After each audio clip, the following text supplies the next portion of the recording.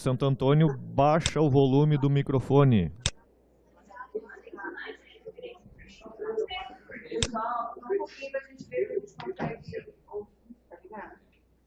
Agora tá ligado? Não? Mas assim, ó, a gente não tá aparecendo o nosso aqui, ó. Não, tá aparecendo no canal. Não, faz, tem que perguntar se nós temos. Não, significa presença mesmo. Ué, como que não? Não, guarda o que eles vão falar. Eu acho que nessa caixinha aqui, ó, mas não. Atenção, atenção, Polo de Santo Antônio, por favor, tá na escuta?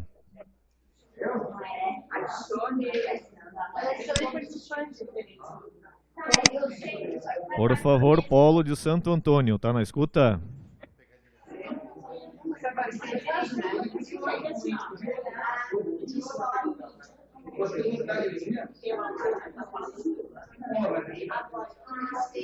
Polo de Santo Antônio, por favor, tá na escuta?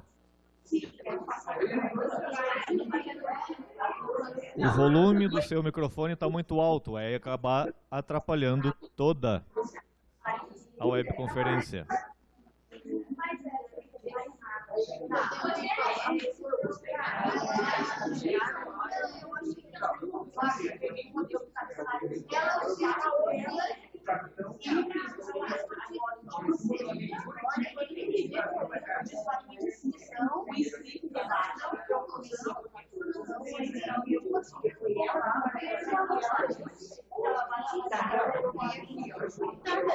Mas não é essa, não é essa câmera, é essa aqui que não,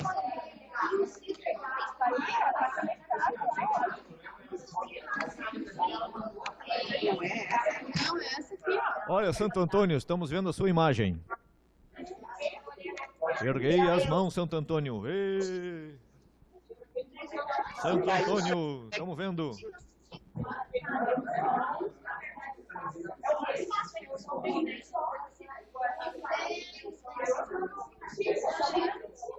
Tá ligado? Ali, essa coisa de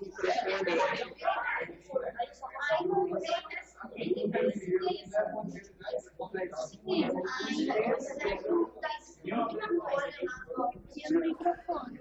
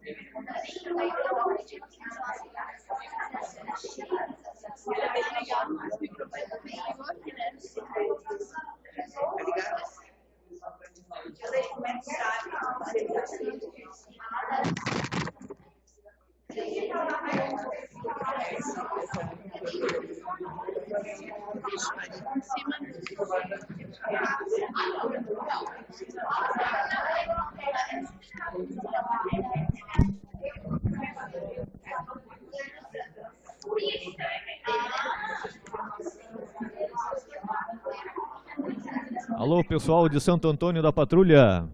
Muito boa noite.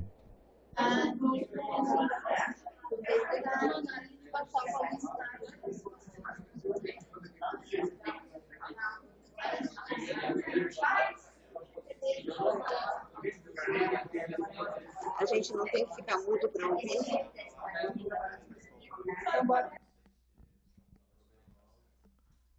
Ó, melhorou. Tiraram o microfone. Muito bem.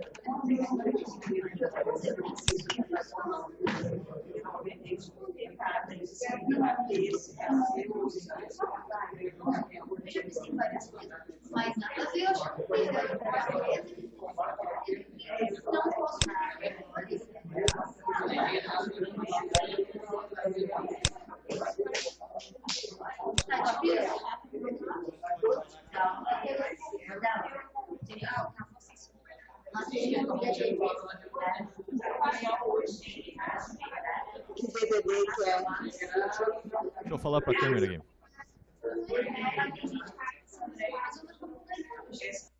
Muito boa noite, muito boa noite, muito boa noite. Muito prazer. Muito prazer, eu sou o professor Anselmo. Atualmente na coordenação do curso de História à Distância. Alguém sabe ver aqui, gente? Ô, pessoal. Incrível que o polo de Santo Antônio ainda está muito alto o volume.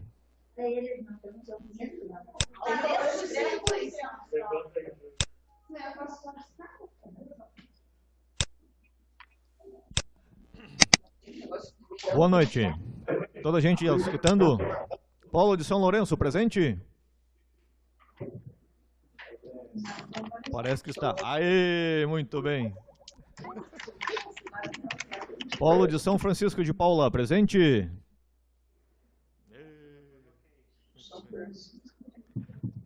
Polo de Santo Antônio, tudo ok? Muito bem. Polo de Sapiranga, tudo ok? Muito bem. Muito prazer, senhoras e meus senhores. Eu sou o professor Anselmo, da coordenação do curso de História EAD da FURG, e tenho a honra e o privilégio de compartilhar nessa webconferência os saberes dos dois professores da nossa disciplina das ofertas padrão que estão ocorrendo nesse primeiro módulo. São os professores Luiz Henrique Torres e Francisco Alves da Neves. Iniciaremos então com o professor Francisco, na disciplina de História, Mídia, Diversidade e Identidade, na qual o professor vai expor uma explicação da disciplina. Em seguida, será aberto para o debate. Terminado o debate, será feito então o mesmo procedimento com o professor Luiz Torres, da disciplina de Escritas da História, Tendências e Debates. Então, desde já, passo a palavra para o professor Francisco.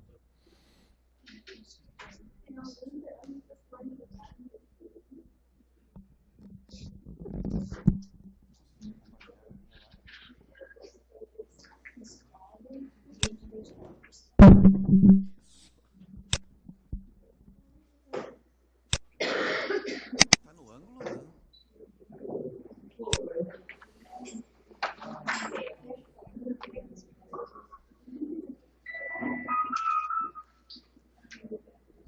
Boa noite.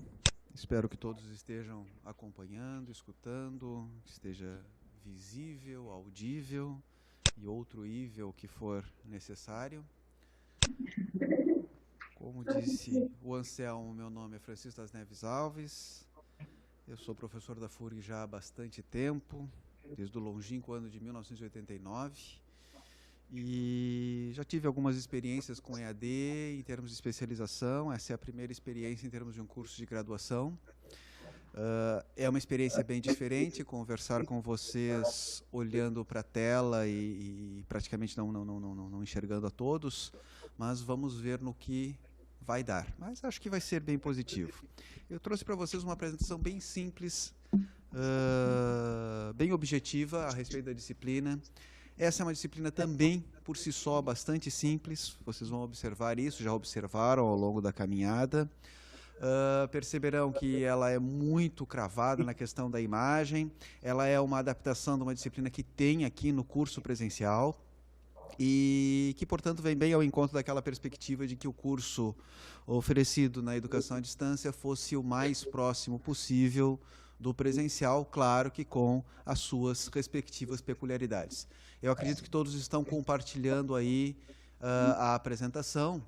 Eu fiz uma apresentação de PowerPoint bem mais resumida em relação àquela que vocês têm na plataforma. Estamos tentando agora aqui fazer a passagem dos slides. Daqui a pouco vocês vão perceber que está acontecendo, começou a acontecer. Aí o programa da disciplina que vocês têm, tá? As formas de avaliação, as 3 atividades complementares que vocês têm, valendo os 4 pontos, 1, 1 e 2, e depois a revisão, a prova que vocês também já têm marcada, que valerá 6 pontos. Tá? Seguindo em frente. Foi. A primeira, vocês perceberam que a disciplina ela foi dividida em 3 partes didaticamente. Na primeira parte envolvendo vários dos capítulos propostos, pelo menos 5 deles, que têm bastante identidade. Tá? E a ideia básica é exatamente trabalhar essa questão da criação de estereótipos a partir da imagem projetada pelo Brasil e pelos brasileiros no estrangeiro. Nós poderíamos pegar vários tipos de enfoque, afinal o título da disciplina ele é um verdadeiro guarda-chuva, ele serviria para contemplar vários e vários tipos de conteúdo. Nós acabamos trabalhando então com essa perspectiva, bem de acordo com a cadeira presencial que nós temos aqui, que se chama inclusive Imagens do Brasil. Basicamente, essas constantes repetições a respeito dessas imagens vão servir para a formação de estereótipos e clichês a respeito do Brasil e dos brasileiros. Basicamente, então, nós vamos trabalhar a questão das identidades, das diversidades do Brasil, vistas pelo exterior numa amplitude máxima a respeito do termo mídia, envolvendo desde o primeiro processo de globalização, lá nos tempos modernos, onde o mundo começava a se globalizar, até essa globalização que a gente tem hoje mais presente e que é bem mais conhecida por esse termo. Mas que, em linhas gerais, as identidades e as diversidades do Brasil, normalmente, ou quase sempre, foram vistas como verdadeiras excentricidades. Tá? Basicamente, trabalhar os vários estereótipos, e aqui nós temos apenas alguns deles a respeito do Brasil. A terra paradisíaca, de exuberância natural, de riqueza, o lugar de amplas possibilidades de exploração e enriquecimento, a sociedade muito afeita à sensualidade e à sexualidade, conjunto de pessoas excêntricas, um povo malemolente e malevolente, propositadamente utilizados esses 2 termos muito próximos, mas que têm um sentido diferenciado, o famoso povo esperto, que não necessariamente é muito honesto, e que tem sempre um jeitinho para resolver as coisas e levar vantagem em tudo. E, mais recentemente, a questão de ser o país do futebol e o país do carnaval. Então, essas imagens elas vêm sendo formuladas ao longo do tempo, e desde que nós fomos surgir no mapa, claro que com uma visão eurocentrista, quando nós viemos ao mapa nos tempos modernos, essas imagens foram se formando e chegaram até a contemporaneidade. O primeiro registro, a verdadeira certidão de nascimento do Brasil, a Carta de Caminha, tá? Onde nós vamos encontrar ali já alguns dos primeiros estereótipos a respeito do Brasil, como, por exemplo, a questão, as trocas, a nudez dos homens e a nudez das mulheres, bem diferenciada, tá? A gente de fácil convencimento e a busca da riqueza, a cobiça pela riqueza e aquela velha e tradicional frase que, apesar da falta de ouro, naquela terra tudo dava. Tá? Os primeiros registros de imagens a respeito do Brasil, seja nas representações artística, seja nas representações cartográficas, nós vamos lá estar observando, então, muito claramente várias dessas questões. Seja a questão da excentricidade, seja a questão da exploração das riquezas do território brasileiro. Como alguns desses mapas que vocês têm lá na plataforma, como esse, uma das primeiras representações do Brasil, onde nós vamos ver exatamente essa questão de que o símbolo, a simbologia do Brasil está sendo feita exatamente através da antropofagia. A antropofagia é essa que está lá nesse século XVI, mas que deita raízes, e a imprensa do século XIX, por vezes, ainda fazia matérias sobre antropofagia no Brasil. Seguindo em frente, aí vocês veem bem clara o mapa de 1550, a questão da exploração das riquezas e dos povos indígenas. Mais uma vez aí, 1558, a questão da exploração do pau-brasil. Nós vemos aí também a questão da exploração das riquezas, e de novo a questão do pau-brasil. Aí o mapa que vocês podem imaginar que ele foi colado errado, não, o mapa ele é exatamente assim, e que de novo a questão da exploração do trabalho indígena. E o famoso Terra Brasilis, talvez um dos mais famosos mapas do Brasil da época colonial, onde nós vemos exatamente a questão da potencialidade das riquezas nacionais. Aí então vem a primeira atividade complementar que vocês têm que fazer, não esqueçam, até o dia 18 à meia-noite, não esqueçam, é importante que vocês fechem essas atividades, 40% da avaliação de vocês está aí, em que vocês têm que pegar então todo esse material e mais alguns vídeos, especificamente um sobre a carta e outro, o Brasil no Olhar dos Viajantes, um dos melhores documentários que a TV Senado já fez. A TV Senado tem ótimos documentários, e esse aqui é um dos melhores que ela já fez, e que várias das perspectivas que nós trabalhamos nessa disciplina estão alocadas, então, nesse documentário aí. Depois, então, vem a segunda parte da nossa disciplina, envolvendo 3 dos capítulos propostos, basicamente a questão do olhar estrangeiro a partir dos viajantes, dos cronistas estrangeiros.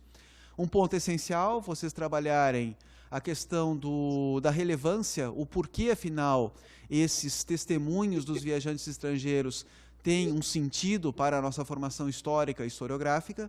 E, é claro, nós não tínhamos condições de analisar todos os viajantes estrangeiros, então fizemos um estudo de caso bem em cima do Jean-Baptiste Debré, e basicamente a ideia de que ele é muito conhecido, talvez o mais conhecido, o mais reproduzido, principalmente em bibliografia, em livros didáticos, mas o fundamental é que eu quis trazer para vocês alguns dos trechos que explicam as pranchetas, ou seja, não só o Debré pintor, mas também o Debré escritor.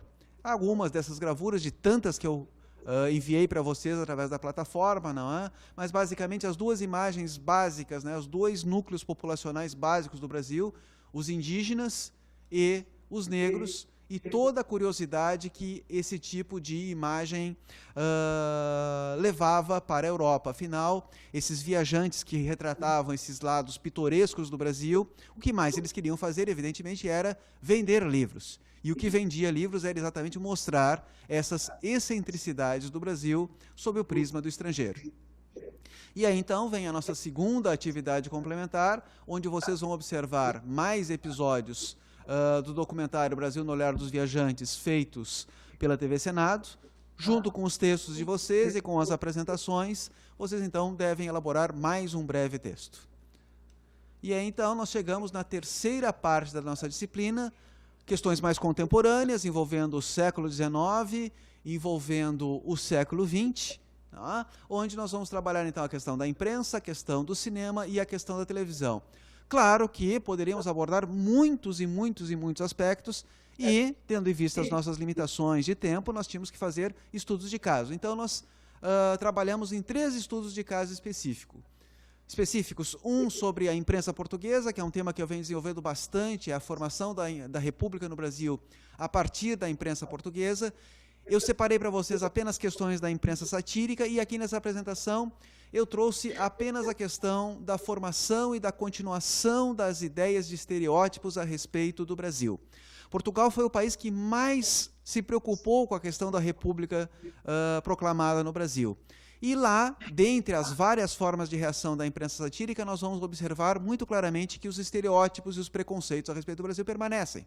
Como, por exemplo, no jornal O Cabrion, onde, dentro de um diálogo que era muito comum utilizar a linguagem coloquial, vocês percebem ali que a retratação, a forma de retratar a República no Brasil era feita através de diálogos. E dentre esses diálogos lá estava muito claro, não é, que a expressão pentear macacos, não é, como se a população brasileira fosse formada essencialmente pela figura desse animal.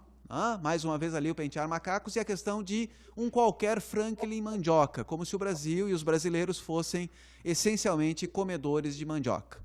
Ou seja, uma população formada essencialmente por negros e por índios. Tanto que o Correio do Inferno, que é um jornal satírico e político, ele vai dizer então que o imperador dos tapuios, quero dizer dos brasileiros, como se fosse uma frase enganada, mas na verdade cheia de sentidos, dizendo que é o imperador de indígenas. Não é? E o Mal Amanhado, outra folha satírica, vai dizer então, não é, que lá no Brasil todo mundo se revoltou, não é? O exército armado, o povo, o clero, a nobreza, remontante aos troncos Tupinambá e Tapuio. Tapuio é a expressão usada pelo próprio jornal. Não é? E se chegaria à conclusão que lá não é um país de papa-bananas. Não somos apenas comedores de bananas e mandioca, que é uma outra imagem muito criada a respeito do Brasil na Europa e em Portugal nessa época. Tá? E o Recreio vai dizer que o Brasil, o país parrana por natureza, e aí eu coloquei o significado de parrana para vocês, figura mal vestida, preguiçosa, com pouca energia, que não acompanha o progresso e que tem pouca qualidade ou valor. Ou seja, a imagem do brasileiro desleixado e preguiçoso. E aí algumas caricaturas propriamente ditas, não é? O imperador ali muito cabisbaixo, sendo consolado pelo Conde D e pela Princesa Isabel, e ele lamentando, né, que não viria mais as palmeiras, nem os lugares onde saltam os macaquinhos. Né? Ao que o Conde D responde que os macaquinhos não são tão importantes, o mais importante é o dinheiro. A comédia portuguesa vai, num diálogo, não é, dizer então que estava proclamada a República, revoltando-se o general Teodoro, só significa só aparecendo D ali, com ele a marinha, o exército, pretos, mulatos, capoeiras e comendadores. Então, bem clara a questão do preconceito. Né? E a comédia portuguesa vai brincar com o Brasil, dizendo que a colônia brasileira comemorara lá em Portugal, lá em Lisboa, a proclamação da República usando champanhe, e que isso seria algo extremamente esdrúxulo, que na verdade o Brasil deveria usar o licor nacional, o licor brasileiro por excelência, ou seja, a cachaça. Tá? Aí vocês veem um indígena, né, com um ar muito atravessado, não é? Arrancando os dentes da monarquia, não é? Primeiro os republicanos arrancando o dente do Brasil e depois eles ameaçando levar à Europa essa questão do arrancar dentes, ou seja, levar a República para o continente europeu. E aqui a figura propriamente dita do macaco em si, não é? O Dom Pedro II com o chapéu do exílio dizendo, olha, entre eles, não é? Estou cansado deles, estou cansado desse povo que me abandonou, e entre esse povo eu acabo preferindo os próprios macacos. Tá? E aqui o mais destacado, o mais demarcado ponto desses preconceitos. Né? O jornal dizia o seguinte, olha, ninguém consegue imaginar o que é o governo provisório do Brasil. Tá? Então se imaginava que esse governo provisório podia estar na fauna, ou seja, bananas e cajus, que são típicos elementos usados para representar o Brasil, ou ainda o papagaio, que é outro elemento muito utilizado nas representações do Brasil, ou finalmente na fauna os macacos. Né? E percebam que todos eles estão com o barrete frígio, o símbolo da República.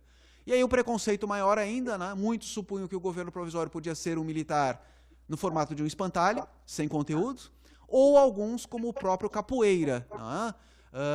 O negro com as lâminas na mão, pronto para agredir o primeiro que aparecesse. E aí a comédia portuguesa dizendo, né, como é que se poderia pensar a nova bandeira do Brasil? E aí se faz a sugestão de que poderia ser qualquer coisa, mas desde que tivesse uma banana, um preto e um papagaio, ou seja, qualquer coisa que recordasse o Brasil. O segundo estudo de caso, então, é com o famoso desenho aquarela do Brasil, que vem dentro do pacote do desenho cinematográfico Saludos Amigos, né, que tem várias partes, e uma dessas partes é sobre o Brasil, 1942, bem na época da questão da tentativa de integração norte-americana com a América Latina e principalmente com o Brasil, todas as missões artísticas que vieram para cá, inclusive a missão do Walt Disney e especialmente a questão da criação desse desenho animado e da imagem do famoso Zé Carioca, que passa a ser uma das representações do povo brasileiro, bem declaradamente. Vocês puderam ver no desenho a questão de um povo alegre, um povo esperto, um povo pronto para se adaptar às circunstâncias e que tem um jeitinho para resolver tudo. E é claro que com aquela questão do malandro brasileiro. E o encontro exatamente dos Estados Unidos e do Brasil com o Pato Donald e o Zé Carioca. E, finalmente, o terceiro estudo de caso dessa nossa terceira parte, o desenho televisivo Os Simpsons. Então, vocês percebem que a gente tentou pegar a mídia desde a época moderna, os primeiros registros feitos a respeito do Brasil, e chegar até a contemporaneidade. Esse desenho dos Simpsons, ele causou bastante polêmica na época. Os Simpsons já é um desenho, obviamente, de ironia, é um desenho de humor, é um desenho adulto, mas que aqui no Brasil acabou acarretando uma série de problemas com esse episódio, Blaming It on Lisa, onde vai se mostrar várias questões sobre o Brasil e bem forçadamente a questão dos estereótipos. Eles brincaram, inclusive, com a questão dos estereótipos a respeito do Brasil. Só que isso acabou não sendo bem compreendido na época e houve uma forte reação governamental a esse episódio. E essa reação acabou gerando mais polêmica e mais audiência, inclusive, para essa vinda dos Simpsons aqui no Brasil. E aí, então, vem a nossa terceira atividade complementar, onde vocês deveriam, então, abarcar todas esses olhares, seja da imprensa escrita do século XIX, seja do cinema, seja da televisão, através desses 3 estudos de caso, e essa é a atividade complementar que valia um pouquinho mais, onde vocês deveriam produzir um texto um pouquinho mais elaborado. Nós tínhamos combinado fazer apresentações mais breves, obrigado, para dar mais tempo para vocês falarem. E nós tínhamos combinado, eu e o Luiz Henrique, de exatamente trabalhar nessa perspectiva, de mais ouvir vocês e essa distância que nós temos entre nós, e que daqui a pouco alguma insegurança, alguma possibilidade que vocês pudessem ter dúvidas. Então, essa é a nossa função, nessa breve exposição que trouxemos a vocês, e que agora eu fico, então, à disposição para possíveis dúvidas, perguntas. Espero conseguir sanar todas e, fundamentalmente, espero que a tecnologia nos apoie. Um de cada vez, diz o nosso operador aqui, como questão sine qua non, regra básica. Pode ser nenhum de cada vez também.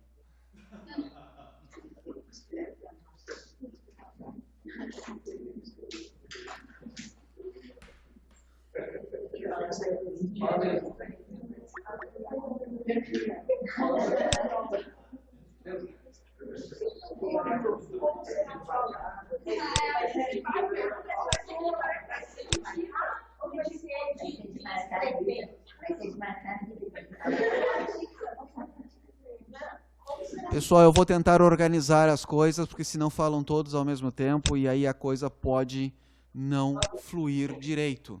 Deixa eu colocar meus óculos aqui para enxergar o nome dos polos pela ordem que aparece ali. Eu não tenho nenhum privilégio para ninguém, viu? Que fique claro, não estou privilegiando ninguém, só estou acompanhando a ordem que está aqui na minha frente. Então, vamos abrir da seguinte maneira. O polo... Mexeu a tela agora? Não, continua. O polo de Sapiranga. Alguém quer se manifestar, perguntar alguma coisa? Essa disciplina é bem simples, então talvez não tenha suscitado tamanha quantidade de dúvidas. Pessoal de Sapiranga, que eu estou olhando nos olhos de vocês agora.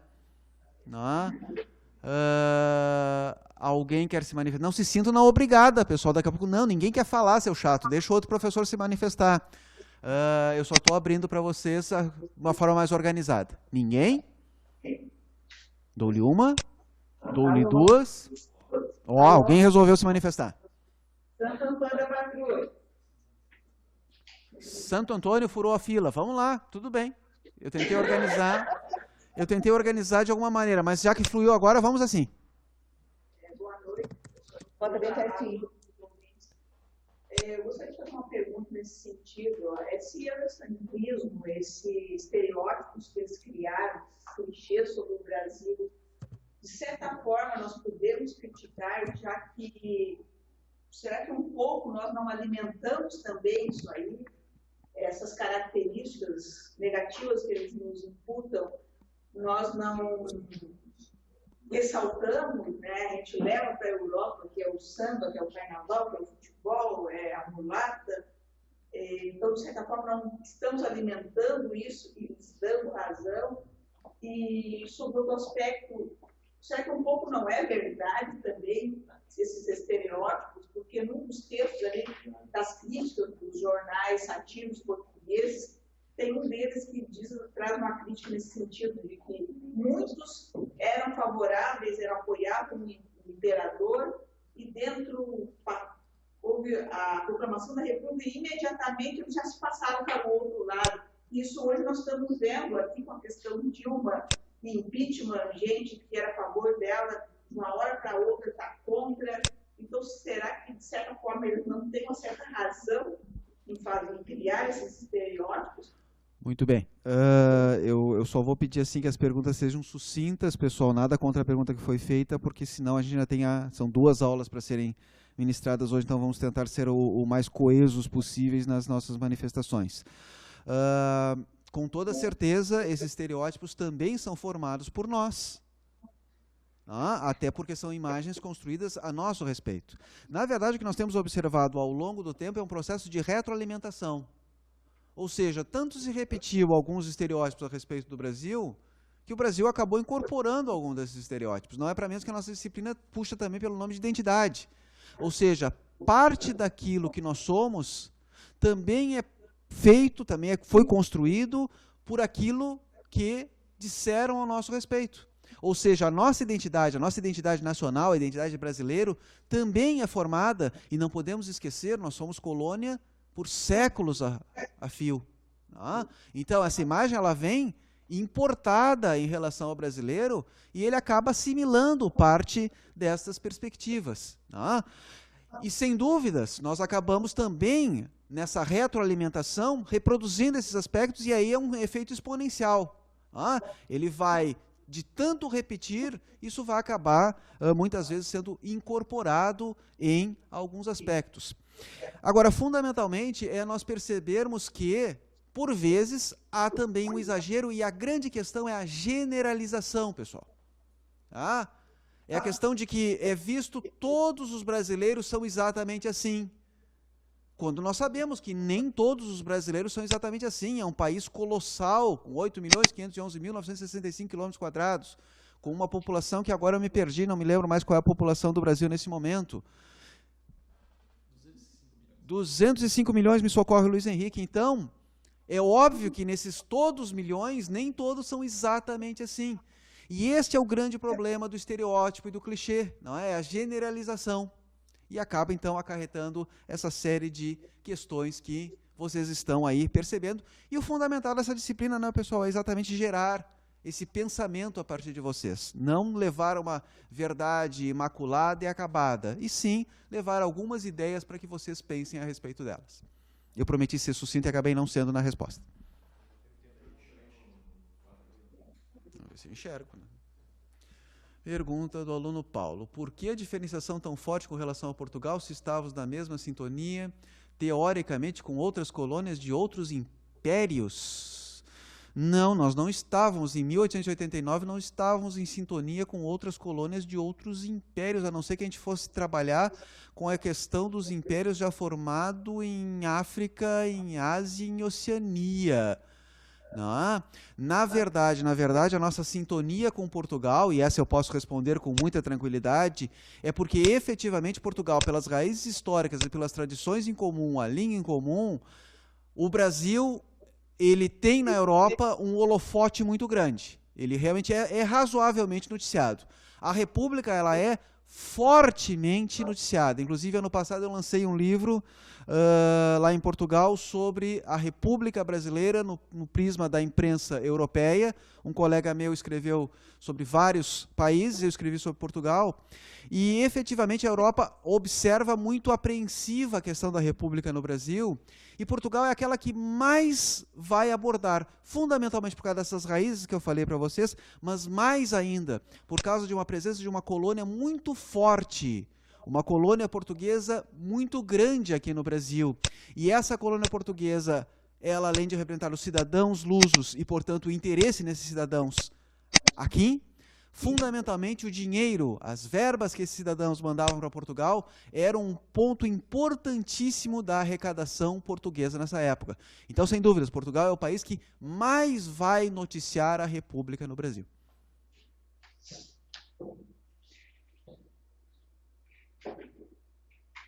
Mais alguém? Eu tentei dar uma organicidade, mas se agora a coisa ficou um silêncio tão grande, é sinal que não deveremos ter tantas perguntas, o que tem dois sentidos, um muito bom e um muito ruim. Tá? Ou o entendimento foi fraco, que eu acho que não, ou o entendimento foi muito bom e a coisa fluiu. Sim? Num dos periódicos portugueses, ali na época da proclamação da República, eles criticam, apesar de ser portugueses, eles criticam uma certa apatia do imperador, né? O imperador nada teria feito contra a proclamação. O porquê disso? Porquê dessa apatia de ele não ter reagido ao fim do Império? Houve uma tentativa de movimento restaurador no Brasil, razoavelmente significativa, mas depois da partida do Dom Pedro. O Dom Pedro ele acabou optando pela aceitação do exílio e, fundamentalmente, não se encontrou, não sentiu forças, principalmente por um aspecto, pessoal. Básico para sustentar governos no Brasil, durante muito, muito tempo, foi a questão da ação das Forças Armadas, né, do Exército, mais especificamente naquela época. E o Exército simplesmente rompeu com Dom Pedro. Então, a possibilidade de manutenção de um governo sem o apoio da força militar, isso seria praticamente impossível. Alguns dos militares, inclusive, que se consideravam monarquistas de todos os costados, como o próprio Deodoro, o proclamador da República, que era membro, inclusive, do Partido Conservador. Essa ruptura dos militares para com a monarquia passou a ser significativa para que se percebesse que qualquer movimento restaurador não desse certo. Claro que a imprensa europeia, e a portuguesa no caso, acaba olhando isso com uma estupefação muito grande, porque eles não conseguem imaginar. Vejam, a Europa passou por um processo largo de revoluções, final do século XVIII, toda a primeira metade do século XIX, monarquias caindo, monarquias sendo restauradas, né? Lutas pela forma de governo. E eles não conseguiram observar isso na figura de Dom Pedro. E aquela imagem dele dizendo, já sei, não é? É bem típica disso. Ou seja, eles não conseguiam imaginar como é que se fazia uma revolução sem sangue. Inclusive, vocês devem ter observado, nos jornais ressaltava isso, que o Brasil havia criado uma nova modalidade de revolução, uma revolução com crase brasileira.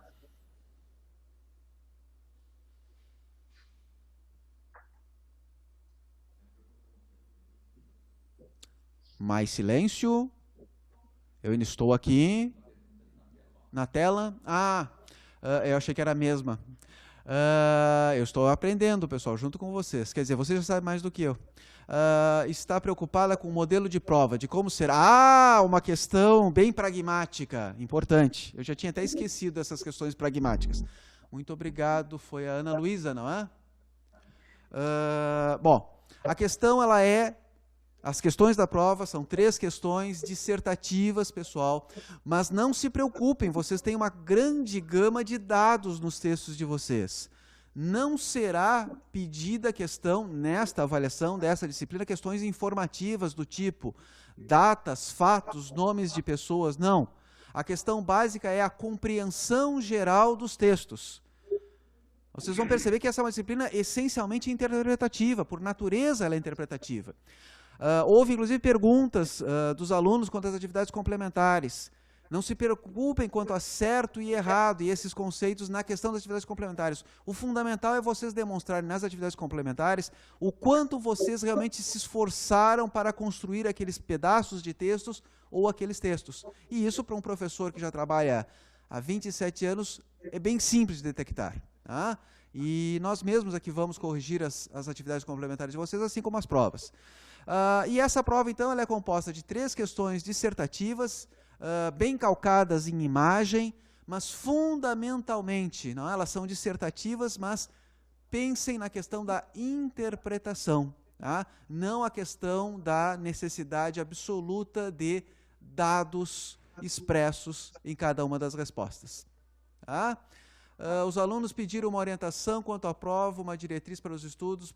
Bom, acho que isso eu acabei de fazer, não é? Acabei de dizer para vocês, eu só não posso dizer quais são as 3 questões, porque senão aí vai ficar esfarrapado demais, é óbvio, né? Não, isso já foi expresso anteriormente, que era sem consulta, né? É sem consulta, pessoal. Nem a material, nem ao colega da frente, nem ao colega do lado, nem ao colega de trás. A consulta de vocês mesmos, na mente de vocês mesmos, tá?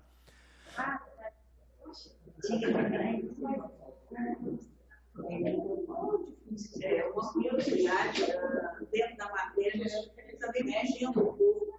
Só repete para mim que tem uma microfonia que está difícil. Pode tentar agora. Uma curiosidade dentro da matéria, mas também fugindo um pouco. Como é que é a historiografia, a história portuguesa? O que eles dizem desse... que nos levaram nossas riquezas, né? Ouro, enfim, e pau-brasil e tudo. O que eles dizem disso, de terem nos espoliado, nos levado as nossas riquezas, que tem uma certa crítica, reconhecem ou não? Bom, como é o teu nome? Heloísa. Heloísa, basicamente eu não posso te dar resposta sobre a historiografia portuguesa. Seria um contrassenso da minha parte, porque eu fui para Portugal 3 vezes, já estudei bastante a imprensa portuguesa. A historiografia e a bibliografia me serviu muito mais como pontos de apoio. Então, efetivamente, eu não tenho como conversar contigo sobre isso, até porque, imagina, a historiografia portuguesa ela é mais do que secular. Tá? Então, efetivamente, seria quase que impossível. Quanto à imprensa portuguesa, essa eu posso dar a resposta mais a miúde, porque essa realmente eu analisei bastante, essa questão da exploração das riquezas do Brasil não aparece. Com certeza não aparece. Não podemos esquecer que eu estava trabalhando com a imprensa portuguesa, que por si só teria algumas questões voltadas ao nacionalismo e aos interesses portugueses propriamente ditos. Tá? Tu vais observar muito claramente, eu observei, a luta da imprensa portuguesa, principalmente a republicana, contra o imperialismo britânico e o domínio britânico em Portugal. Mas o domínio português sobre o Brasil, esse efetivamente não era tratado.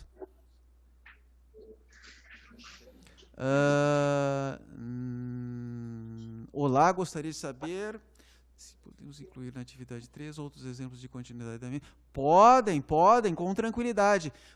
A colega, ou colega, não tem o nome ali, não é? Não está identificado quem escreveu. Pergunta se além, na atividade complementar 3, se além dos exemplos que foram usados na disciplina, poderiam utilizar outros. Com certeza. A questão básica é que eu tinha que ser circunscrito, eu tinha que escolher algum tópico para trabalhar com vocês, e eu escolhi esses 3. Mas com certeza vocês podem incluir outros. Inclusive nas provas também podem ter o direito ao livre-arbítrio. Claro que não fugindo em essência daquilo que vai ser pedido.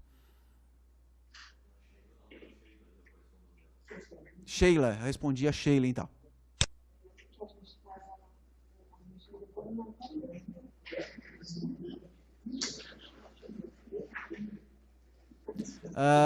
O colega Paulo pergunta, em termos históricos, quanto tempo ainda pagaremos essa imagem estereotipada? Olha, aí é questão de futurologia. E eu, como historiador, eu acabo olhando muito mais pelo passado, a história do tempo presente eu olho de vez em quando, mas futuro fica complexo. Aí a opinião de Francisco das Neves Alves, não a opinião do professor de vocês, mas eu diria que bastante tempo ainda. Bastante tempo.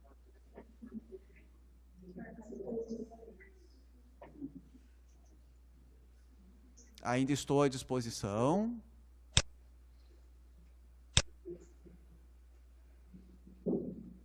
Mais alguém? Silêncio sepulcral. Nada digitado. Eu acho que vocês estão me dispensando. Se vocês estão me dispensando, eu vou praticar as minhas despedidas. Pode ser? O Luiz Henrique está ávido aqui. O Luiz Henrique está louco para entrar no ar aqui. Ele está me empurrando, inclusive. Já estou quase fora de quadro. Eu estou brincando. O Luiz Henrique é uma pessoa muito educada, jamais faria isso. Mais ninguém, pessoal? Bom, foi um prazer ter convivido com vocês assim de uma forma eletrônica, moderna. Tá? Foi diferente. Espero que vocês tenham conseguido assimilar aquilo que eu tinha trazido para vocês. E nos encontraremos ainda em outras disciplinas. Boa noite a todos. Eu achei que vinha um jogral assim, com muitas vozes, mas não veio. Boa noite.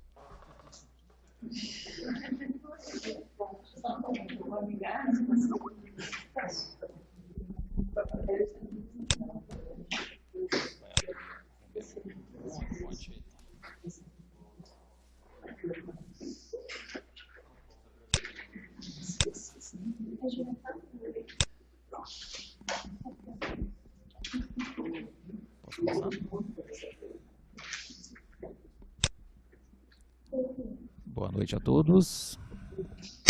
Boa noite. Ótimo, então vamos dar continuidade agora com uma nova disciplina. Então é rápido as coisas aqui. Uma disciplina, já vem a outra disciplina. E a disciplina é Escrita da História, Tendências e Debates, né? Então eu sou Luiz Henrique Torres, professor de Teoria da História e de Historiografia do Rio Grande do Sul. E tenho há longos anos já trabalhado com esses temas relacionados à historiografia, à teoria, à produção do conhecimento histórico e com algumas coisas já escritas nessa área. Então, para essa disciplina, eu tentei fazer uma síntese de um pouco de tudo, né? Então, talvez vocês tenham achado um pouco pesado, né, que seria bastante natural. Se disserem que não, eu fico até satisfeito. Mas, normalmente, o campo da teoria é um campo que exige muitas leituras prévias, né, e muitas discussões que são anteriores. E, então, eu acredito que eu tentei fazer um certo modelo que começa na discussão de como é que se produz o conhecimento histórico e segue alguns pressupostos assim, de objetividade, de subjetividade, de verdade histórica, de ideologia. E, na sequência, eu introduzo a questão da historiografia brasileira, como é que ela absorve essas formas de escrita da história, essas tendências, né, da história, ou, um termo mais pomposo, os paradigmas do conhecimento histórico. E coloco daí no terceiro momento um caso mais específico, né, que é a historiografia do Rio Grande do Sul, que é onde eu transito melhor. E nessa historiografia do Rio Grande do Sul, nós vimos um texto do Rubem Oliven, né, que eu acho bastante esclarecedor, para pegar algumas discussões. Fique muito claro que, como o campo da historiografia, especialmente porque ele se relaciona muito próximo da teoria da história, é um campo extremamente amplo, né, de uma amplidão de discussões, de tendências diferenciadas, desde lá do tempo dos gregos, e que foram se intensificando especialmente a partir do século XIX. Então, o que se fez foi trazer algumas dessas temáticas, alguns desses autores, em meio a um universo de centenas ou de milhares de possibilidades, né? O material é muito vasto no campo dos estudos de teoria da história. Mas, dentro dessa proposta, eu diria para vocês o seguinte, né, resgatando um pouquinho da disciplina. Essa disciplina de escrita da história, Tendências e Debates, abordará alguns temas de historiografia brasileira e promoverá uma discussão sobre a relação nacional e regional. Inicialmente, a gente vai contextualizar a questão dessas matrizes disciplinares para a construção do conhecimento e interpretação da história. Num segundo momento, analisar as diretrizes interpretativas da historiografia brasileira nos períodos colonial, imperial e republicano, destacando algumas dessas tendências historiográficas, né? E, por último, abordar a questão da relação entre o nacional e o regional a partir do exemplo da historiografia do Rio Grande do Sul. Dessa forma, a nossa ementa é uma reflexão sobre os fundamentos epistemológicos da produção do conhecimento histórico, análise das principais matrizes disciplinares da historiografia no Brasil e discussão sobre a relação nacional e regional na historiografia brasileira.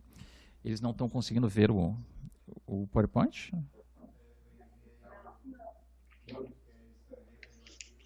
Se fosse possível, se der para compartilhar, melhor ainda. Vamos tentar compartilhar um pouco. Eu não vou avançar, a minha ideia inicial foi ter pego cada uma desses 30 tópicos a seguir e trabalhar com vocês, mas não vou fazer isso, senão a gente vai ficar até as 3 da manhã aqui. Então, qual é a ideia? A minha compreensão é de que esse conteúdo é um conteúdo bastante complexo. A ideia, que dentro da nossa perspectiva atual, seria de tentar tirar dele alguns dos tópicos que eu considero essenciais. Nesse sentido, então aqui está a nossa tela de abertura, a disciplina, a ementa e aqui. Por exemplo, eu coloquei da seguinte forma. Vocês sabem, né, pelo que está na plataforma, de que teremos duas avaliações, que são 2 atividades, cada uma valendo 20 pontos, né, que já estão lá contempladas. Uma discute a questão da objetividade e da verdade histórica, né, para, num texto breve, vocês colocarem, a partir da leitura do texto, uma posição em relação ao lugar do historiador frente à construção do conhecimento, né, se ele chega a alguma verdade ou não, qual o nível de objetividade esperada, quais são as intermediações metodológicas, alguma coisa bem básica que está bem contemplado no material que eu mandei para vocês. Uma segunda atividade, também valendo 20 pontos, é aquele da Mary Del Priore, né, que hoje, na minha opinião, é a maior historiadora brasileira, pelo menos em termos de divulgação daquilo que ela produz, né? Ela tem muitos livros já lançados, em que ela faz uma reflexão sobre a contemporaneidade da historiografia brasileira e o papel que a história pode ter em relação ao tempo presente, né? Uma postura mais atuante em termos de análise crítica do próprio processo político atual que ocorre no Brasil. Então, outra atividade que também vocês podem se sentir bastante à vontade de como é que vão fazer essa abordagem em cima daquela entrevista que foi feita com a Mary Del Priore, né, que foi reproduzida para vocês. Nosso terceiro momento é a avaliação, né? Então, sejamos aqui bem objetivos em relação a isso. Esse é o encaminhamento que eu quero fazer para vocês. Essa avaliação, ela vale 60 pontos do total, e não será dissertativa. Ela tem uma outra dimensão. Ela vai ser constituída, ela já está pronta, já faz um bom tempo, né? O Anselmo já recebeu, já está em algum cofre secreto essa prova, né? Dada a relevância, vai ser constituída por 30 questões. Parece... Opa, alguém desmaiou? Não, eu não falei 300, eu falei 30 só. Então, são só 30 questões, só que são questões muito breves. São questões em que vocês podem colocar assim, né, são objetivas. É verdadeiro ou falso? Então, nós temos uma afirmação, é uma questão afirmativa. E, na sequência, está para contemplar verdadeira ou falsa essa afirmação que foi feita. Então, sempre se parte da afirmação e vocês devem perceber o que está incorreto nela ou se ela está integralmente certa. Então, uma questão que parece algo longo, mas de fato é muito ágil para ser feito. Só exige, claro, uma atenção. Só que depois que eu fiz, eu pensei, veja que dentro dessas 150 páginas ou mais, né, que vocês receberam, conseguir catar o que eu posso considerar como mais relevante talvez seja um pouco problemático. Tá? E daí sim, ficaria melhor temas mais amplos e dissertativos, deixaria uma abertura muito mais. Enquanto que ali trabalha com questões mais específicas. Então, o que eu fiz? Eu montei um arquivo do PowerPoint com os temas que eu considero essenciais. Por coincidência, esses temas, nada mais, nada menos do que são 30. É uma coincidência inacreditável. Então, esses 30 questões aqui são aquilo que eu considerei de mais relevante, que é o que eu vou me remeter na hora da prova. Então, essa aqui é as questões essenciais com as quais eu construí a prova que vocês vão receber. Assim fica muito mais diretivo, né, para vocês conseguirem se concentrar, afinal, nessa avaliação. Então, por exemplo, né, uma das questões propostas assim, para a questão do verdadeiro e do falso. Toda obra é histórica, no entanto, nem toda obra é historiográfica. Dessa forma, para constituir uma natureza historiográfica, ela deve apresentar uma fundamentação de pesquisa e interpretação, ou seja, ela deve almejar uma leitura investigativa do passado. Quem já leu esse trecho aqui vai, né, perceber, bom, há uma diferença entre o que é uma obra histórica e uma obra historiográfica. Histórico, muita coisa é. Qualquer documento é um documento histórico. Agora, esse documento não é um documento historiográfico. Ele será historiográfico se caso um intelectual, um historiador, por exemplo, fizer uma análise dessa documentação, fizer uma sistematização e uma interpretação, e escrever lá um artigo. Pode ser até em jornal o artigo, mas tem que ser um artigo construído com coerência metodológica. Construiu o artigo, um artigo científico, ou então um livro, e isso se transformou daí em historiografia. Ou seja, nem tudo é um documento que seja historiográfico. Para ser historiográfico, ele tem que passar pelo crivo do olhar e da crítica do intelectual, no caso do historiador. Então, essa questão aqui, eu acho que está verdadeira, não sei, estou meio em dúvida, mas eu acredito que é uma questão correta, né? Correta, verdadeira e tal, certa. Vamos pegar mais uma questão, só como exemplo, daí eu vou sair correndo daqui. Ah, não, eu só passei no meu, tá certo. Ué. Vamos só fechar uma janelinha aqui que abriu, tá? Eu vou passar, tá. Ó, uma outra questão. Toda obra historiográfica apresenta uma contemporaneidade, pois reflete motivações psicossociais do indagante e está inserida na construção dos sensos comuns ligados ao saber de uma determinada época. Ou seja, está se falando, então, que quem escreve o conhecimento histórico, ele está situado no presente deste processo e não do passado, ele está cercado por motivações psicossociais, familiares, de amigos, da própria mídia mais ampla ou do meio político e social que ele está inserido. O lugar social também é fundamental, o lugar frente à produção econômica. E essa construção de supostos sensos comuns ligados ao saber dessa época vai influenciar na sua escrita histórica. Então, essa é uma afirmação em cima de esticada, ampliada, né, no texto mais amplo, mas que traz uma discussão importante sobre a questão de que o historiador não vai ser neutro, ele não vai ser imparcial, ele vai sim fazer parte de um processo em que ele está situado historicamente no tempo presente, e muito do tempo presente estará presente em sua fala e na sua escrita da história. Então, eu peguei 2 exemplos, né, de como é que vai ser essa prova. Vão ser 30 questõezinhas assim para vocês olharem e colocarem verdadeiro ou falso. Né? Então, eu acho que podemos passar para questionamentos, perguntas, tá? Até para reduzir, então, o nosso arquivo.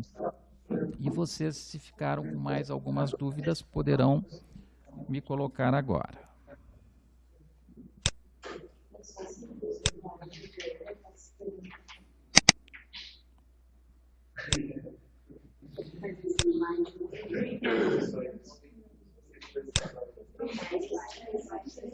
Exatamente.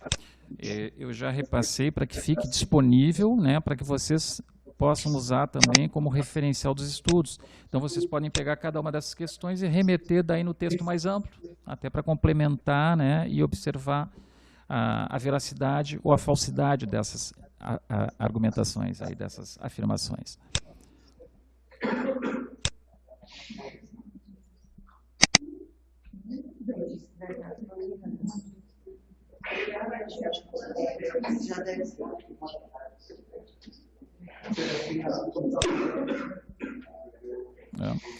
É um tipo de atividade que eu aplico no presencial. O pessoal, em princípio, gosta muito dessas atividades. eu me divirto bastante, porque o pessoal gosta, eles acham bem mais simplificado, mais direcionado, né? Ajuda a não devagar tanto. E eu acredito que vocês não vão ter maiores dificuldades, assim, né? Porque realmente eu reconheço que o campo da teoria da história e da historiografia é o campo mais complexo do conhecimento histórico, porque ele envolve inúmeras, né, informações, inúmeros conhecimentos prévios, né, por exemplo, a relação entre positivismo, idealismo, historicismo, materialismo histórico, nova história cultural. Nós temos aí pelo menos umas 8 matrizes que são muito importantes do conhecimento. Então, Isso poderia ter contemplado aqui algumas dessas discussões, como se fez, né, ao longo do texto ali sobre historiografia brasileira contemporânea, mas eu fiz um trabalho mais indutivo. Vamos pegar mais uma aqui só para nos situar.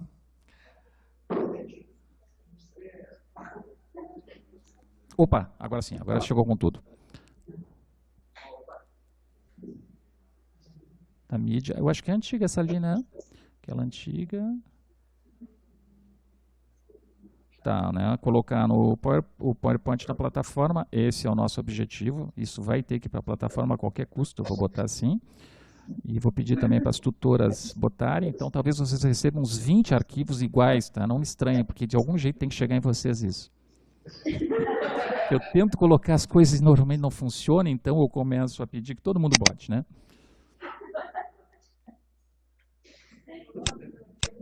Em relação assim, ao conteúdo como um todo, a leitura que vocês fizeram, ficaram com alguma dúvida, alguma vontade de discutir algum tópico, de levantar alguma questão? Ou se sentem satisfeitos com a clareza do texto? Eu tenho que ler normalmente 3 vezes ele para conseguir entender o que eu escrevi, mas não há... A gente está aqui para se divertir um pouquinho também, né? Mas qualquer questão que tiverem será com satisfação respondida. Caso contrário, vamos encaminhando então para o encerramento. Eu acredito... Opa, agora sim, agora vai esquentar.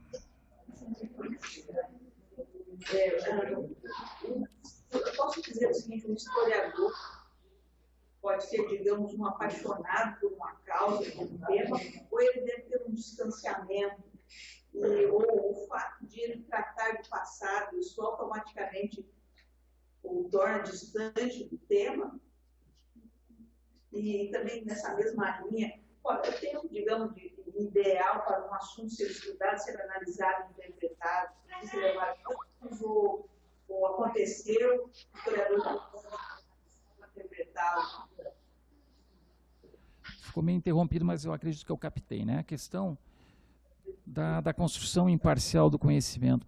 Houve um sonho no século XIX positivista, né? Uma fantasia de que seria possível a imparcialidade do conhecimento através de alguns métodos, né, de se referenciar apenas à documentação oficial, documentação de dimensão política e diplomática, né?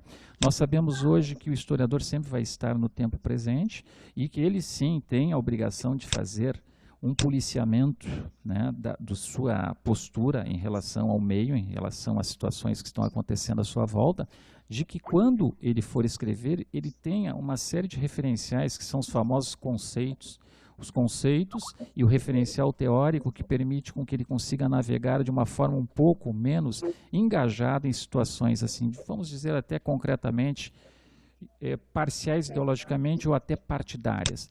Eu sei que isso é quase que uma utopia, né? Especialmente em tempos presentes que a gente está atravessando, que a história da humanidade também já atravessou, mas é uma obrigação do historiador que, ao escrever, mesmo que a gente saiba que é impossível a imparcialidade, ele busque construir cientificamente todo um referencial teórico-metodológico que consiga, em cima daquilo, expor claramente o que ele propõe e consiga argumentar o que ele está propondo.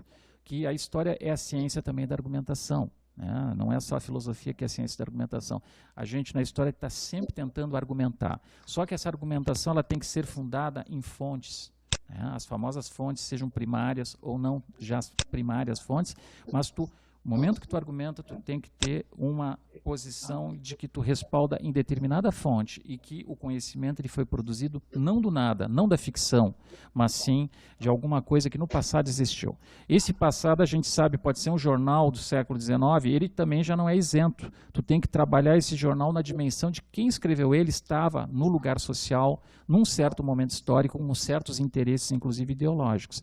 Levando isso em consideração, correlacionando com outros jornais da época, outras discussões historiográficas, será possível, sim, se aproximar de uma, não da isenção, mas sim de uma postura científica no campo da história. Mas eu não acredito piamente de que o positivismo ele foi feliz nessa proposta de que cabe ao historiador ser neutro e não engajado no tempo presente. O engajamento, sim, é o engajamento pela ciência, não pela ideologia. Essa que é a diferença.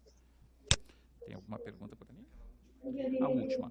Como referenciar a entrevista de Mary Del Priore? E referenciar bibliograficamente, ele foi tirado da revista de história, aquilo, né? Então, vocês pegam lá no início da entrevista, que é feita... Deixa eu ver se eu estou com o arquivo aberto aqui. Talvez eu tenha escrito. Opa! E abriu tudo aqui. Não estou mais com ele aberto. Mas lá no início tem uma referência, que é uma revista famosa de história, né, que eu tirei aquela matéria. É só referenciar que é uma revista, eu não recordo exatamente se foi a revista de história eu acredito que sim, Revista de História da Biblioteca Nacional do Rio de Janeiro, né, que é do Rio de Janeiro, e Fundação Biblioteca Nacional. E lá está o ano do lado. Então, é referência básica, assim, né? Tinha mais alguma ali? Diferença básica entre conhecimento histórico e conhecimento historiográfico. O conhecimento histórico seria... vamos de trás para frente, o conhecimento historiográfico. O historiográfico é aquele que está fundado em propostas de explicação através de intelectuais que nós podemos chamar de historiadores, né? Ou outros, que não necessariamente a história sempre foi feita por historiadores. Haviam pessoas que eram advogados, militares, padres, etc., que escreviam bons trabalhos de história, depende do seu momento histórico. A partir das fontes documentais disponíveis, pode ser inclusive fontes orais, tu construir um determinado conhecimento que vai se transformar, vamos pegar como exemplo um livro de história. Já o conhecimento histórico é um termo muito mais amplo. É um conhecimento que pode passar apenas pela oralidade, não pela sistematização, apenas por documentos avulsos, em que tu consegue construir informações, mas não necessariamente análises críticas sobre o processo do passado. Então, são conhecimentos que nós na academia consideramos que são fontes para o estudo da história, mas não conhecimento histórico. Vai se transformar em conhecimento histórico quando tu traz isso para a sistematização teórica, metodológica, conceitual, construção narrativa de uma explicação e de uma interpretação e publicação disso, que é o caso, né, de que nas universidades, quando se faz um trabalho de conclusão de curso, né, é uma forma de publicizar aquilo que vocês produziram ao longo de um curso. No caso de fazer uma dissertação de mestrado e de doutorado também, são trabalhos que surgiram a partir de uma questão-chave, de algumas hipóteses de trabalho, alguns objetivos, constrói uma justificativa para implementá-lo, e em cima de toda uma busca de fontes, de análise crítica das fontes, vocês vão escrever uma narrativa que está repleta de interpretações conduzidas metodologicamente. E daí se publiciza isso para dizer que isso se tornou conhecimento historiográfico.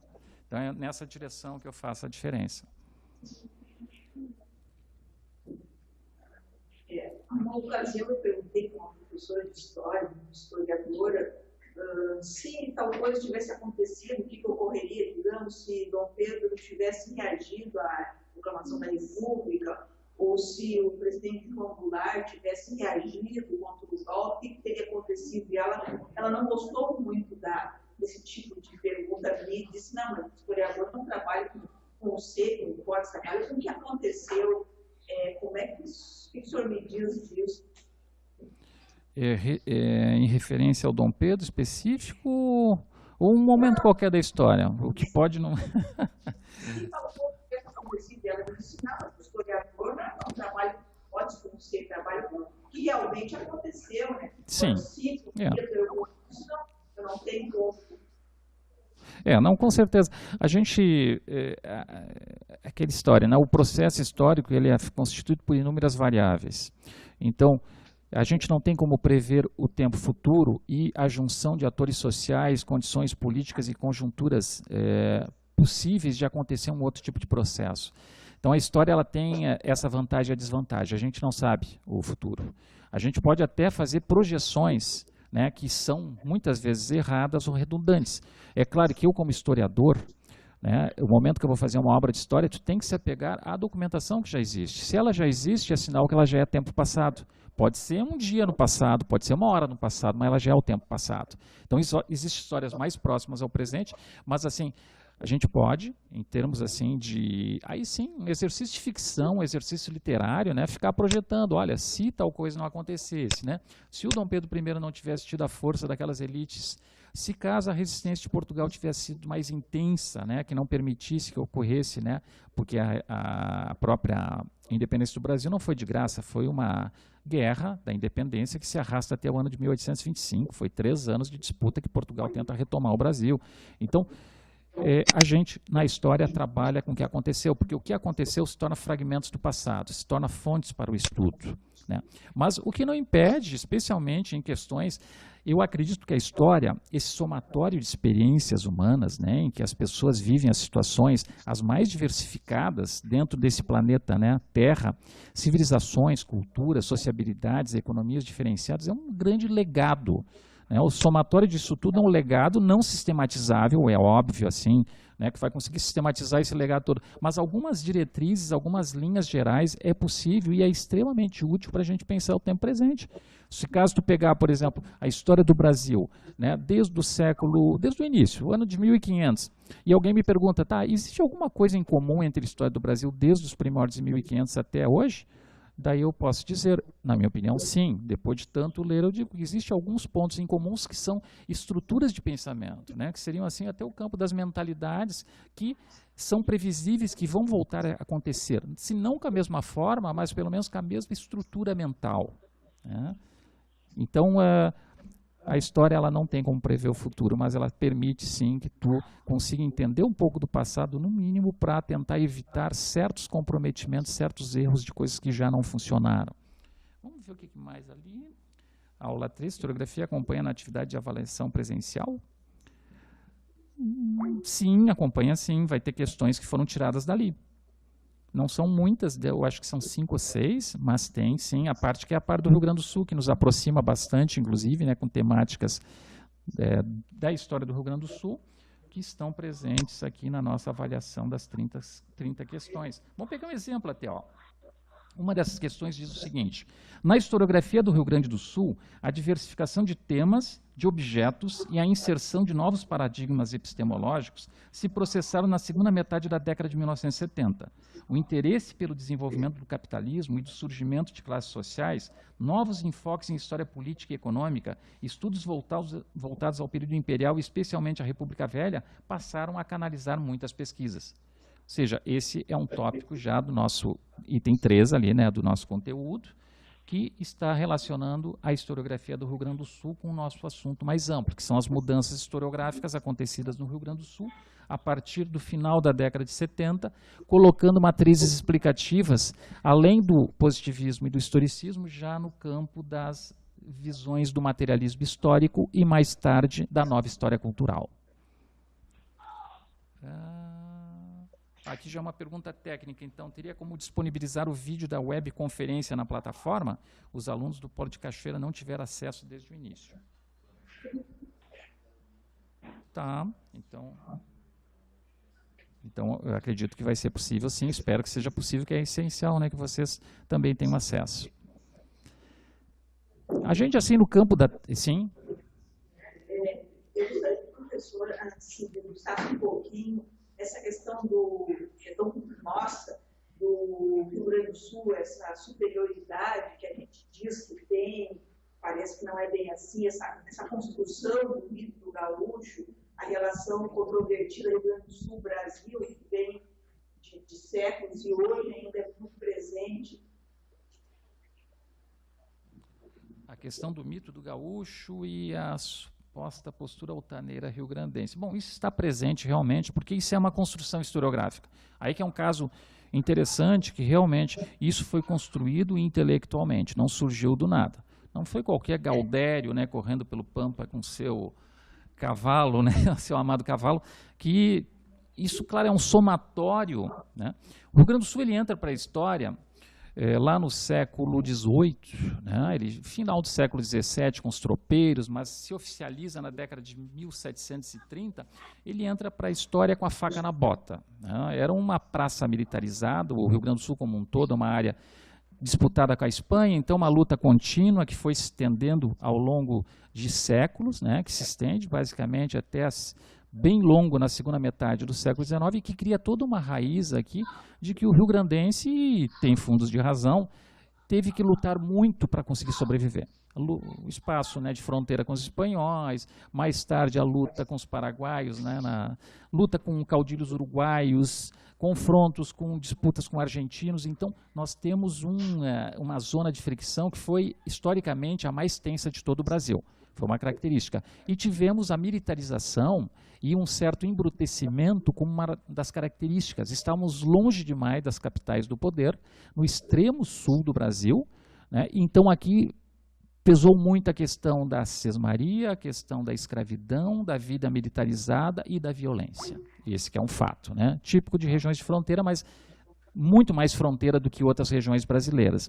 Então, se construiu, através, né, dessas visões das elites também dominantes, né, pecuaristas charqueadoras, ao longo do tempo, mas especialmente a partir da metade do século XIX, movimento romântico no Brasil, uma idealização de que o gaúcho era mais valente do que qualquer um, mais disposto a amar e defender até a morte a liberdade, inclusive a construção do tipo gaudério, né, o gaúcho original, que não tem nada a ver com gaúcho literário, sendo construído de tal forma que ele se torna um exemplo, um monarca das coxilhas, que, quando chega na República Velha, 1889, 1930, vai ser lapidado como alguém que defende fortemente os valores, né, da coragem, da altivez e da inquestionável superioridade, muitas vezes, em relação aos demais. E a Revolução Farroupilha ajudou muito, né, nessa construção.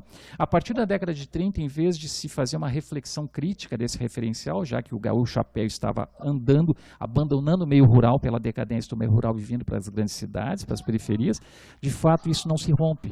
Se amplia cada vez mais os discursos, por exemplo, de um historiador que nós vimos, Moisés Velhinho, e também do Otelo Rosa, de que o Brasil precisa se integrar ao Brasil, dizendo que o gaúcho é o mais brasileiro de todos os brasileiros. Então vai se construindo, né, uma dimensão de que o gaúcho é alguém muito especial. Até porque ele participa realmente de conflitos políticos extremamente graves, como é o caso da própria Revolução de 1930, né, que tem uma dimensão de extrema importância para o Brasil, e indica presidentes da República até o período dos governos militares, etc, etc, etc. Então, se constrói toda essa mitificação, e aí eu concordo contigo, é o campo da historiografia, da produção intelectual, que vai ser o fator explicativo de que, por que se constrói um tipo social que na prática já estava em profunda decadência num estado industrial, né, a partir da República Velha, e de um estado que a partir das últimas décadas do século XX está num processo já de desconcentração da metade sul para a metade norte, que é o processo de imigração, especialmente italiano e alemão. Vamos ver se tem alguma perguntinha.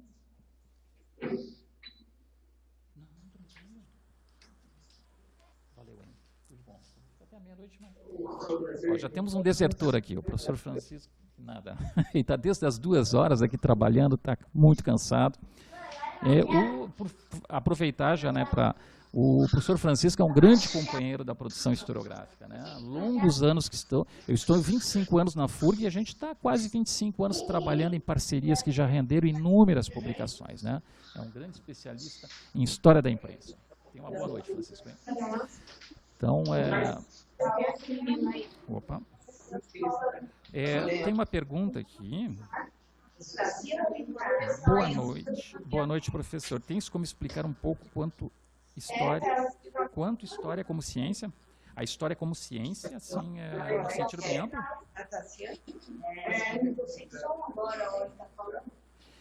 Só vamos fazer assim, não sei exatamente onde se quer chegar, mas se for de forma bem ampla, por exemplo, o pensamento histórico, ele se forma, o que a gente poderia, os primeiros passos de uma sistematização que levaria no futuro ao conhecimento histórico vai ser na Grécia. Vai ser o Heródoto e depois o Tucídides, né, 2 dos nomes, e depois vários outros romanos. Mas é aí que se inicia a sistematização. Se começa a observar os acontecimentos para que a memória dos acontecimentos não se perdesse. Essa é a origem da história, a história grega. Se queria que os confrontos políticos, as atividades militares ficassem registradas detalhadamente. Quem venceu, quem perdeu, quantos morreram, etc. Né? Então, isso começa com o Heródoto, depois o Tucídides dá uma dimensão mais rigorosa para isso, e aí está nascendo a história, ou seja, nós temos então 2.500 anos de ciência histórica. Só que essa ciência histórica, com o tempo, ela vai se tornar extremamente mais complexa, né? Chegando até a dimensão atual que a gente tem ferramentas de estudo, de pesquisa histórica que são extraordinárias. Na Idade Moderna, especialmente a partir do século XVIII, se começa que a história começou a ficar muito estagnada durante a Idade Média, especialmente porque a função dela era um controle pela igreja. Então ela fica muito restrita a contar a história a partir dos mosteiros. Então uma história muito teológica, ou então uma história muito dirigida a interesses de grupos que queriam saber sobre o seu passado para legitimar posse de terras e títulos de nobreza. Lá no período do século XVIII, com o pensamento enciclopedista e iluminista, especialmente, os grandes pensadores iluministas, se acredita que a história tem um papel bem diferente. Seria um papel de acompanhar o movimento liberal das sociedades e, a partir da história, se fazer uma construção do progresso humano. Então, caberia compreender profundamente a história para ver que o ser humano está em evolução e, portanto, era necessário superar, inclusive, as condições anteriores de existência, que eram as condições do antigo regime, do absolutismo. Tinha que superar a dominação dos reis, mostrando que a história é dinâmica e que o progresso levaria, dentro daqueles princípios da Revolução Francesa, né, de liberdade, igualdade e fraternidade, à construção de uma sociedade mais justa. E os historiadores têm esse papel de escrever o avanço dessa sociedade mais justa. É um primeiro passo, só que vai ser lá no século XIX que a gente diz, é o século da história. Então, o século XIX, aí começando em 1801, indo até o ano de 1900, né, pegando como referencial, vai ser o período em que a história vai ganhar o estatuto de ciência. Ela se libera, porque até então ela estava muito próximo da literatura, né? Como se a narrativa histórica, a narrativa literária, muitas vezes ao longo da história, a literária tinha mais valor que a história, porque ela era mais bela, ela fluía melhor, ela convencia melhor, enquanto que a da história era pesada, era chata, né? Ela era totalmente factual. Então nós temos um processo diferenciado de que no século XIX surgem algumas correntes que querem dizer que a história é um campo do conhecimento que tem que ser respeitado enquanto uma ciência inquestionável. Uma ciência que poderia ter um padrão próximo das ciências exatas do século XIX.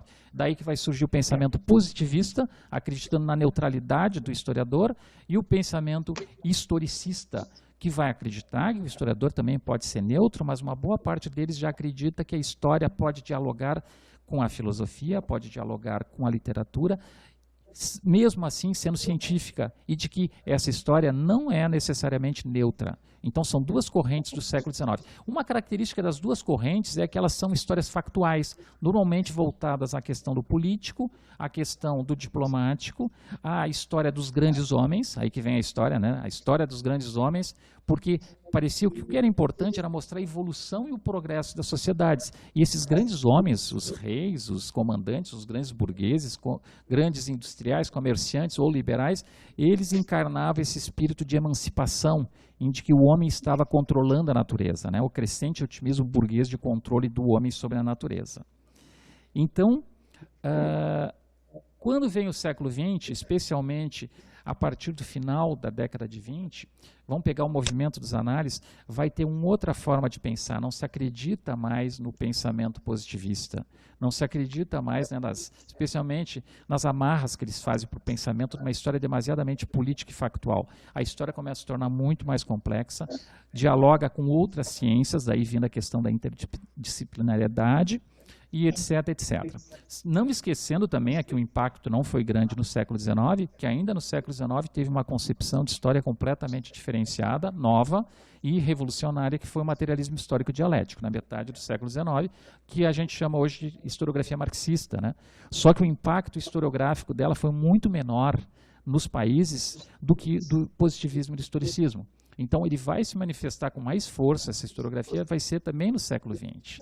E vai começar, inclusive, algumas comunicações com os próprios membros do movimento dos análises, que é um movimento francês. Então, é um apanhado aí extraordinário de autores, de informações. É o que eu dou aula de teoria da história, né, na FURG, para o curso de mestrado e doutorado em letras, em que a gente faz essa caminhada toda, mas lá também a gente tem 54 horas, né, para falar sobre esse assunto e não dá nem para começar, de tanto volume que tem. Então, só estou fazendo essa síntese geral de que a caminhada do conhecimento da história, hoje a gente pode dizer, a história, pelo menos desde o século XIX, ganhou o estatuto de ciência. Hoje, além do estatuto de ciência, ela tem uma multiplicidade de possibilidades de argumentação, de interpretação e de matrizes explicativas, que é extremamente raro.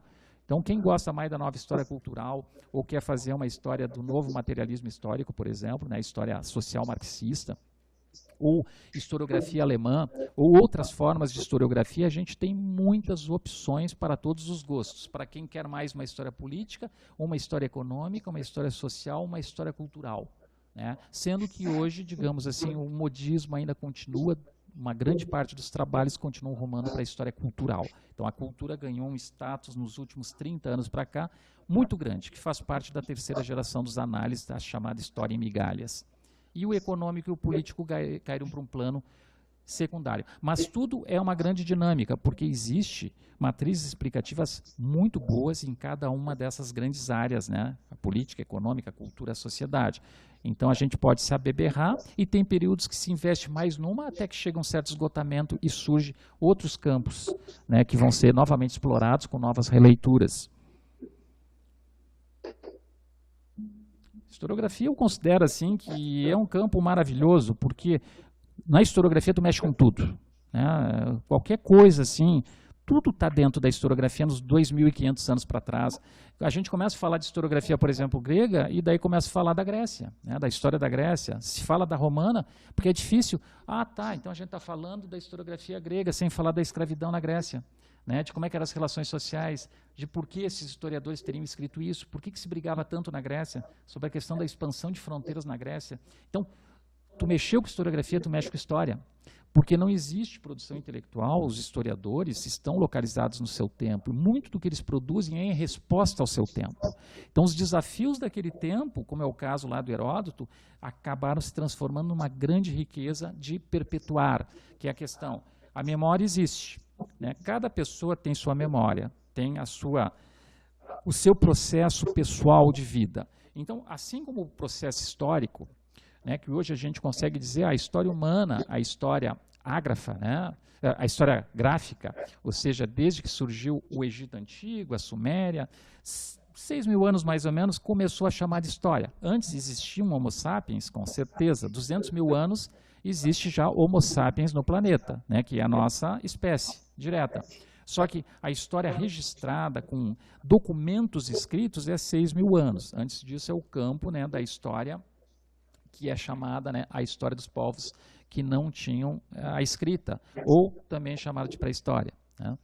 Então, a caminhada é muito longa. Só no Rio Grande do Sul, por exemplo, são 12.000 anos que são sítios mais antigos em que populações de bandos de caçadores-coletores já estavam chegando ao Rio Grande do Sul, convivendo com a fauna pleistocênica ainda aqui, que ainda convivia, os animais gigantes e tal, né? Não eram dinossauros, por favor, né? Mas tinha alguns animais aí de porte que foram extintos no período dos últimos 6.000 anos para cá, né, por motivos ainda ignorados. Então, nós temos uma trajetória muito longa de construção civilizatória, de história 6.000 anos e de historiografia pelo menos 2.500 anos. E as pessoas, em cada construção intelectual que se dá, acabam produzindo a partir de necessidades muitas vezes prementes no seu tempo, de relações que estão mantendo, de vínculos, muitas vezes até de amizade, de alguém que apresenta e diz, olha, esse livrinho aqui, né, de determinado autor italiano que trabalha lá com microhistória, pô, esse livro é ótimo, não quer ler. Daqui a pouco tu lê aquele livro e diz, pá, mas tem tudo a ver, isso aqui é ótimo, eu quero seguir esse caminho aqui. E começa a ler mais e mais e mais, tamanhas são as alternativas. A gente vive hoje um momento democrático de leituras, né? Dá para fazer qualquer tipo de trabalho hoje. Nós estamos abertos assim para inúmeras influências, sejam franceses, ingleses ou até brasileiros.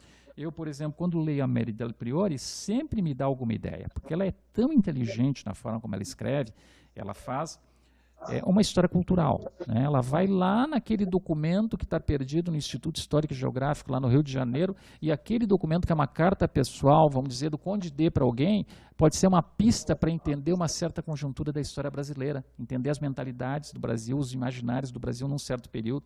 Tu pode pegar hoje, por exemplo, o Machado de Assis, né, que é o nosso maior literato, e descobrir que tem muito de história social no Machado de Assis. A forma como ele escrevia, os relatos, por exemplo, de bailes que ele frequentou da corte no Rio de Janeiro, ainda no tempo do Dom Pedro II, tu tira inúmeras informações sobre como se vivia no Rio de Janeiro daquele período, relações de corrupção, relações espúrias, relações de infidelidade, e ele sutilmente, através da literatura, foi colocando isso em jornais da época. Hoje tem vários historiadores que aproveitam esse tipo de material escrito por literatos para transformar numa história social do que era a vida no Rio de Janeiro, na corte naquele período, né? E assim, inúmeras, pode ser história vista de baixo, a história dos pobres, a história da pobreza através de outras fontes, a história das oralidades, né? Entrevistar pessoas que, por exemplo, agora está se tornando, está em extinção, as pessoas que foram para a Segunda Guerra Mundial, os pracinhas brasileiros da FEB em 1944, né? Existe já ainda algumas dezenas vivos no Brasil, mas a tendência é que idade avançada. Semana passada, aqui em Rio Grande, morreu mais um, que foi para a FEB, ou seja, mais uma história que morre, né? Porque é uma fonte oral extremamente importante. Apenas um exemplo, pode ser um artesão, pode ser um ex-empregado numa indústria como a Hengens, por exemplo, ou qualquer indústria, né, de qualquer cidade, que tem uma bagagem de informações e conhecimentos que ele, ao morrer, desaparece. Por isso que os gregos, quando eles começam a escrever história, eles estão preocupados com uma coisa, que se chama memória. Eles queriam que a memória do tempo presente ficasse preservada para os futuros gregos, para os seus filhos, para os seus netos. Como fazer isso? Que se a cada nova geração, uma parte desse conhecimento vai acabar morrendo e não vai ser transmitido, né, para os outros. Ou quando é transmitido, acaba se transformando apenas o quê? Numa forma de oralidade que vai levar à construção de mitos, mitos da criação, etc, etc, mas que vai se deformando. Então, se tu escreve sobre aquele tempo presente, aquelas palavras vão ser preservadas. Eu, por exemplo, tenho em casa o livro do Tucídides, né, A Guerra do Peloponeso. Ele está relatando o que ele viu há 2.500 anos atrás, através de cruzamento com fontes, de coisas que ele escutou, entrevistas que ele fez de generais, mas está lá, a Guerra do Peloponeso, naquele olhar, está preservada. Se a cada nova geração se repetisse a Guerra do Peloponeso, ia chegar uma hora que de Guerra do Peloponeso não ia acontecer mais nada, porque cada um ia alterar um pouco, ia esquecer um pouco, ia esquecer os nomes, as datas, né? Enfim, então a história ela vai surgir exatamente para preservar a memória que é passageira e que acaba num momento do futuro morrendo, que são as pessoas. Então, nós preservamos, hoje a gente sabe, somente aqui na Biblioteca Rio-Grandense, nós temos de livros e revistas 500 mil de volumes, são 500 mil volumes que tem aqui na Biblioteca Rio-Grandense, de conhecimento. Cada livro que se abre ali é uma infinidade de informações que pode ser extremamente úteis para uma pesquisa, né? Então, essa preocupação de escrever, de preservar, felizmente, veio até o presente. A Rio-Grandense tem livros assim lá por 1400 e pouco, 1500, transição da Idade Média para a Moderna, né? Grandes bibliotecas do mundo têm manuscritos que são lá do tempo de Cristo, né, etc, etc. Então, essa preocupação em preservar por escrito e de preservar depois o que foi escrito dentro de locais, né, para serem preservados e consultados, é o nascimento da nossa possibilidade de hoje estarmos aqui e podermos partilhar cursos de graduação, de mestrado, de doutorado, de fazermos pesquisas. É todo um esforço do passado, de inúmeras tradições, né, de gerações, que conseguiram fazer que o conhecimento não ficasse perdido apenas no nível da oralidade, que ele se transformasse também em meio escrito e meio digital, né, que é o que hoje a gente mais usa, né, preservação digital dos acervos. Vamos ver.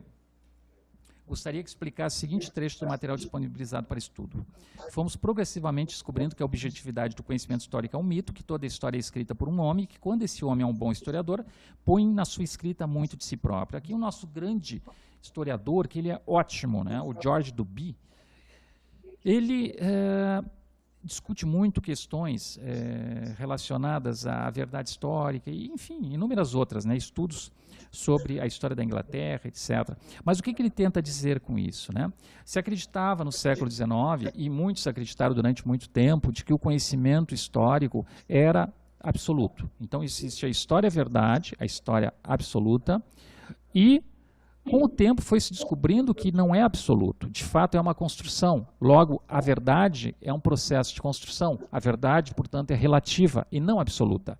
E a objetividade também é uma construção, necessária, indispensável, mas ela é uma construção. Ela vai ser questionada no tempo presente e pelas novas gerações, que vão dizer, vão lançar o olhar e vão dizer, não, é parcial isso aqui, porque a gente descobriu uma outra fonte que está negando o que aquela pessoa está dizendo. Então a gente pode acrescentar um componente a mais para ver que aquela posição também estava num certo lugar, num certo espaço-tempo, com certos interesses ideológicos, etc., né, que eram contrários a outras visões de mundo. Então Duby diz que a objetividade é um mito, É uma construção feita, produzida pelos positivistas do século XIX, né? Augusto Comte, vários outros positivistas, Langlois e Senobot, que são outros dois intelectuais que já partem para o final do século XIX, que acreditam que era possível, assim, o historiador, ao escrever, ele ficava completamente neutro em relação ao que ele estava fazendo. E ele era apenas alguém que retirava dos documentos aquelas fontes, aquelas informações, transcrevia elas e colocava elas de forma completamente neutra, numa sequência de fato, causa e consequência. Linearidade, numa sequência temporal contínua de fatos políticos e diplomáticos. Então se acreditava, um livro de 500 páginas, uma letra pequena, repleto de informações sobre batalhas, sobre um determinado governante, sobre confrontos políticos, etc. Isso é história correta, porque ela é totalmente neutra. É um pensamento completamente caduco, porque de fato essa história não é neutra, ela é uma opção de fazer história política factual, porque a história política ela pode ser uma coisa extremamente complexa que não é factual. Então, é um mito porque o positivismo acreditou que era possível que a história, que é uma ciência ideográfica, a história é uma ciência feita pelas pessoas que não têm um instrumental das ciências exatas. O que é esse instrumental? Tu não tem máquinas, não tem instrumentos que possam medir a veracidade do passado. Nós temos documentos, nós temos relatos orais, nós temos fragmentos daquilo que aconteceu no passado, não é nem a totalidade. Não há como pegar essas coisas todas, colocar numa luneta e conseguir nessa luneta observar alguma coisa, como tu observa a Lua, né? Fazer um relato de que a Lua, numa fase tal, necessariamente vai estar em tal posição, porque isso já foi descrito e vai se repetir eternamente. Tu não elabora leis nem prolegômenos do conhecimento histórico, nem qualquer tipo de encaminhamento assim, que leve a uma ciência exata, uma ciência da repetição dos fenômenos, porque a gente não tem como repetir os fenômenos históricos num laboratório, diferente da química, da física, da astronomia, né? Nós não trabalhamos também com raciocínio matemático. Podemos pegar a matemática para ser útil para a gente, mas não há como dizer 2 mais 2 é igual a 4. Na história, tu pode colocar os mesmos dois eventos e quando somar eles vai dar 3,9, 3,5, vai dar 3, mas não há como dizer que a história vai se repetir exatamente como ela estava se passando. Então, o Duby está ressaltando muito isso, que quando tu escreve, tu coloca muito de próprio nessa escrita. Portanto, essa objetividade é um mito construído.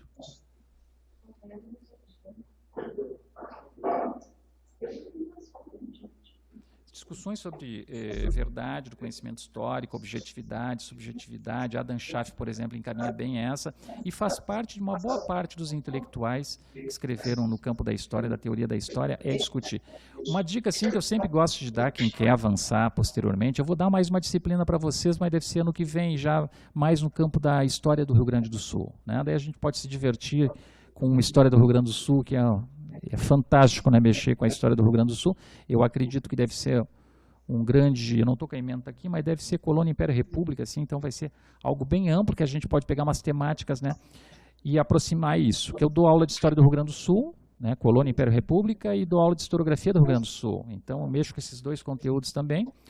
E aqui em Rio Grande eu trabalho com a história do município do Rio Grande, então eu consigo puxar a história regional e a história local, fica um emaranhado mais divertido ainda.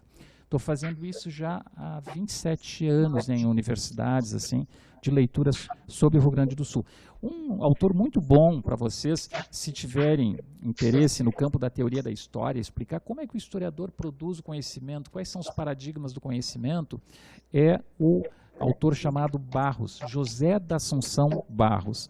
O Barros tem 5 volumes publicados chamados de Teoria da História. Então, a Teoria da História do Barros começa o volume 1, assim, pressupostos para a escrita do conhecimento histórico, que passa por toda essa nossa discussão aqui. Né? Essa discussão de para que escrever a história, o que se obtém, a história tem um sentido, a história pode prever o futuro, a teleologia do conhecimento histórico, né, é possível. E a gente sempre chega a essa conclusão. Teleologia é coisa para campos filosóficos esotéricos, é coisa para igrejas. Né? A teologia e a teosofia. Tá? E a teleologia são 3 coisas. Normalmente esotéricos trabalham com teosofia. Igrejas organizadas trabalham com teologia. E intelectuais malucos trabalham com teleologia. Né? Porque a teleologia é aquilo que tu diz assim, olha, dada a conjuntura atual do processo histórico brasileiro, podemos descrever que dentro de 30 dias deve acontecer tal coisa. Isso é uma teleologia. A história ela tem elementos de variáveis que levam a dizer que, dentro do espaço dos acontecimentos de curta duração, como é o caso do processo histórico brasileiro, por exemplo, que está acontecendo agora, estamos assim, é imprevisível, né? A imprevisibilidade relativa acontece. O que a gente pode fazer é grandes reflexões sobre estruturas, sobre processos, falar assim, olha, o Brasil, no campo das estruturas mentais, ele é caracterizado por ser um Estado patrimonialista. O que é o Estado patrimonialista? É um Estado em que se chega ao poder para mamar nas tetas do Estado, né? Aquele famoso, né? A ciência do patrimonialismo weberiano no Brasil virou isso, né? Lá o Max Weber considerava algo muito mais pomposo. Eu já vou lá no rabusco assim e digo, olha, para mamar nas tetas do Estado. Só que isso tem mais de 300 anos, 400 anos, 500 anos. Né? Não tem mais de 516 porque o Brasil não foi descoberto oficialmente antes, não teria. Então, é um processo muito antigo que tu diz, essa estrutura faz com que na nossa bola de cristal a gente consiga prever que não deve mudar tantas coisas se caso não houver uma qualificação cada vez maior em termos de combater a corrupção. Tá? Combate sem tréguas, 24 horas por dia e tal, etc. Tem uma pergunta aqui, os textos da disciplina, o que significa, será? Do AB de Santo Antônio. Não é. Qual a autoria dos textos da plataforma? São meus, né? Eu é que sistematizei, mas eu sistematizei eles a partir de vários outros textos. Então, eu fui pegando trechos de cada texto, né, e escrevi da minha forma esse material todo para facilitar para vocês. E ali dentro estão, o material é aquele material que está na bibliografia. A sistematização daquele material da bibliografia que se transformou nisso. A exceção, que você sabe, são as entrevistas, e é esse material ali do Ruben, que é o último dos nossos, Ruben Oliven, né, um antropólogo da URGS. Esse sim está na íntegra. Mas mesmo assim eu faço uma leve interpretação dele no final, né, do trabalho. Mas... Então, é um somatório, né, de informações que foram sistematizadas para vocês terem uma noção sobre o que o historiador produz, como ele produz em termos gerais, de que ele não é neutro, de que ele porta determinada concepção de mundo, que a gente pode chamar de ideologia, mesmo que ele não saiba qual é a sua ideologia, isso seja confuso para ele, ou seja, os seres humanos não são neutros. O que não quer dizer que eles tenham que ser partidários. Essa é a minha grande bronca também que eu tenho. Uma coisa, tu não é neutro, mas tu não pode pegar a tua bandeira do teu partido e transformar ela na tua bandeira intelectual. Isso vira o quê? O intelectual militante. Para mim, o intelectual militante perde muito da sua postura científica, porque normalmente a militância, e quem está por trás de ti nessa militância, que é um partido, vai te dizer que teus limites da tua liberdade de expressão esbarram nos interesses maiores do teu projeto, do teu partido. E daí tu começa a adaptar o meio a construir uma verdade moldada naquilo que tu quer construir por parte do teu partido, do teu projeto de vida. Eu ainda acredito que caberia ao historiador, eticamente, ter uma postura crítica frente a tudo. Crítica frente a qualquer partido, frente a qualquer modelo existente e buscar enxergar, assim, aquilo que não está bom em qualquer tipo de sociedade. Se estão investigando a sociedade inglesa, na sociedade inglesa dizer, olha, os ingleses chegaram a um patamar muito bom nessa área, mas em tais áreas eles não conseguiram fazer os avanços ou não querem fazer os avanços, porque existem tais forças sociais ou políticas que não permitem esses avanços de melhoria da qualidade de vida, por exemplo, da população. Tu tem que ter esse olhar não partidário, mas um olhar crítico. Critique tudo e todos, mas de forma construtiva. Criticar por criticar não serve para nada. Tu quer criticar para melhorar. Só que a gente não pode esquecer, quando tu faz isso, de certa forma, tu está fazendo tuas opções, né? Demonstra que tu tem na cabeça alguma coisa, porque se alguém critica alguma coisa, é sinal que sabe que aquela coisa, na tua visão, não é boa. Então, tu está trazendo uma bagagem anterior dizendo que se ficasse de tal jeito seria melhor. Então, a tua visão de mundo está se fazendo presente. Não há como ser neutro, né? Nem no campo da filosofia, no campo intelectual, no campo do ser humano. Só que a gente tem que valorizar eticamente aqueles que conseguem construir uma argumentação convincente, uma argumentação não demagógica, uma argumentação não partidária, e sim uma argumentação científica e crítica. e se colocar sempre numa posição de que o teu conhecimento poderá ser criticado, poderá ser superado, porque tu não é Deus, nem tu é um semideus. Tu é apenas um ser humano pensando sobre realidades do passado no tempo presente que tu está vivendo, né? Alguma questão? Vocês não se preocupem muito com essa questão de referenciar, né, na prova. Bom, a prova não tem nem o que referenciar, são 30 questões objetivas, verdadeiro ou falso. Mas, em relação aos trabalhos, eu quero que essas duas atividades que eu coloquei para vocês, é atividade de exercício. Eu quero que vocês exercitem apenas, que vocês escrevam. Não estou preocupado em encontrar erros. Eu estou preocupado que vocês argumentem em cima da questão que foi colocada, o que é muito simples, é só fazer uma leitura, né, da merita priori e a leitura da questão da objetividade, da cientificidade, novamente dar uma olhada nesse material, que vai ser muito fácil criar um viés de discussão em cima disso. Ou seja, se pegarem, por exemplo, objetividade e verdade. O que é objetividade para o historiador? É absoluta? Não, é a relativa. O que é verdade? É uma verdade absoluta? Não, é uma construção da verdade. A gente precisa da verdade, a gente constrói a verdade, o que não garante que tu vai chegar na verdade. E quanto mais dogmático tu for para chegar na verdade, mais tu vai se afastar dela. Tu acabou de criar, sim, uma nova religião, a religião do teu próprio ego. Então a gente não detém a verdade está em todos os lugares possíveis, não está num lugar só. Mas não sejamos ingênuos, é claro que a verdade ela é uma construção e é uma construção que existe em cada sociedade. E cada sociedade convive com um certo senso comum de verdade, né? E não significa que seja a melhor verdade possível, é apenas mais uma das verdades em meio a inúmeras outras. É aquela verdade que conseguiu politicamente se expressar e dominar, né? Essa que é a tal da verdade. Mas tenhamos um pouco de bom senso, né? O que é saudável, o que não é saudável. Né, pensar na sociedade mais ampla, nas nossas vidas. Então tu diria assim, olha, é razoável que essa verdade que eu estou propondo é uma verdade que tentará não ser negativa para a maior parte dos seres humanos. Mas não necessariamente, como a gente não está aqui numa religião, as pessoas vão querer necessariamente seguir a tua verdade enquanto historiador. Pode saber, vai ter resistência no teu próprio meio, entre os colegas, etc, etc, né? Porque a verdade é alguma coisa que faz parte natural do fruto da construção e não necessariamente daquilo que vai ser aplicado na prática social. Bom. Tudo bem então, pessoal? A gente volta a conversar então na próxima disciplina ou no exame, né? Espero que ninguém fique em exame. Então, satisfação conhecê-los à distância, né? E ideal seria pessoalmente, mas as coisas andam bem tumultuadas, né? Cada vez mais a gente teve que apelar para essa situação aqui, mas que eu achei bastante positiva. Eu já tive umas experiências, não tenho muito problema com mídia, porque eu tive várias experiências de fazer edição de vídeos para a RBS TV aqui de Rio Grande, foram mais de 50 vídeos que eu gravei, eu tive que produzir os vídeos e tal. Então eu gosto dessa brincadeira. E é isso aí. Então, uma boa noite para vocês e tudo de bom aí na prova.